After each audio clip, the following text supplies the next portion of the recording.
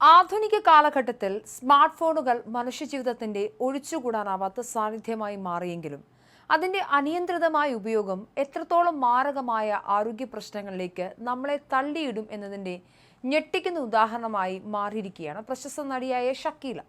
അമിതവും തെറ്റായതുമായ mobile phone ഉപയോഗം മൂലം കഴുത്തിലെ ഞരമ്പുകൾക്ക് ഗുരുതരമായി പരിക്കേൽക്കുകയും ഒടുവിൽ അടിയന്തര ശസ്ത്രക്രിയയ്ക്ക് വിധേയമാകേണ്ടി വരികയും ചെയ്ത സ്വന്തം ദുരനുഭവമാണ് താരം അടുത്തിടെ യൂട്യൂബ് ചാനലിലൂടെ തുറന്നു പറഞ്ഞത്.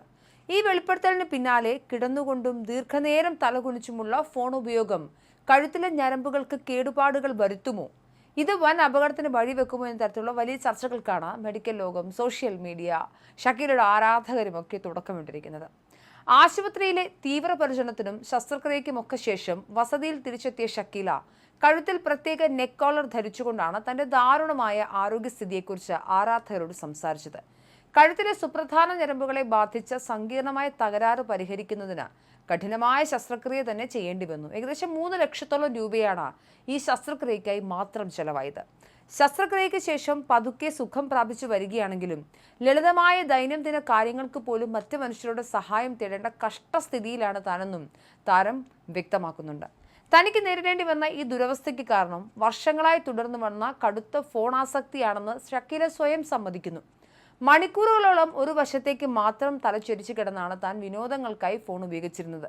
തുടർച്ചയായി 4 മണിക്കൂറോളം ഒരേ കിടപ്പിൽ മൊബൈലിൽ ഗെയിമുകൾ കളിക്കുമായിരുന്നു അത്രേ.